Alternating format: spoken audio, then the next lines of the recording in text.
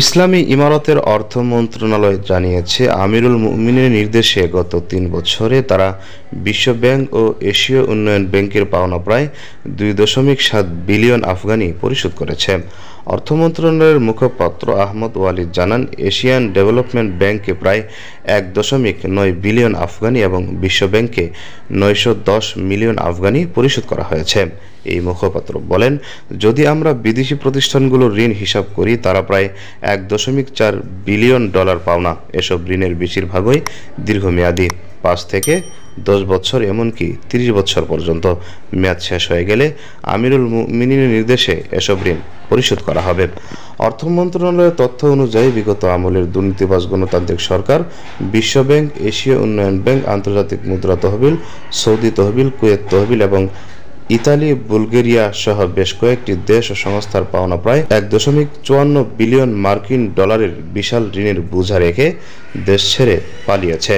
ইসলামী ইমারা প্রতিষ্ঠিত হলে বিদেশি সংস্থাগুলো তাদের অর্থ ফেরত পাওয়ার আশা ছেড়ে দেয়। কিন্তু যখন আমিরুল মুমিনিন ঘোষণা দেন আফগানিস্তান কারো কাছে ঋণী থাকবে না, তিনি ঋণদাতা সকল দেশ ও প্রতিষ্ঠানে ঋণ পরিশোধ করার ঘোষণা দিলে তারা আশার আলো দেখতে পায়।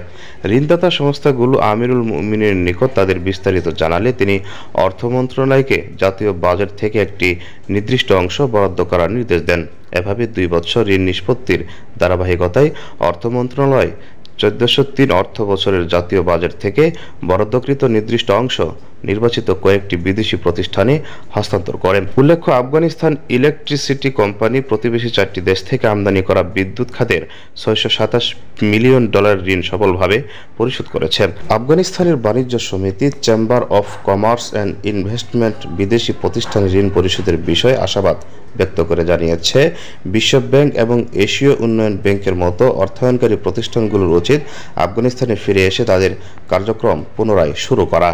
চেম্বার অফ কমার্স অ্যান্ড ইনভেস্টমেন্টের ডেপুটি মোহাম্মদ ইউনুস মেহমাদ বলেছেন, সমগ্র আফগানিস্তানে অনেক প্রকল্প অর্ধসমাপ্ত পড়ে আছে। যদি বিশ্ব ব্যাংক এবং এশীয় উন্নয়ন ব্যাংক তাদের অসমাপ্ত কাজ পুনরায় শুরু করে, আমি বিশ্বাস করি এটি আফগানিস্তানের অর্থনীতিতে গুরুত্বপূর্ণ ভূমিকা পালন করবে। আমি আশা করি তারা তাদের কার্যক্রম পুনরায় শুরু করবে। ইসলামী ইমারা ক্ষমতায় ফিরে আসার পর থেকে বেশ কয়েকটি আন্তর্জাতিক প্রতিষ্ঠান আফগানিস্তানে তাদের কার্যক্রম স্থগিত করেছে।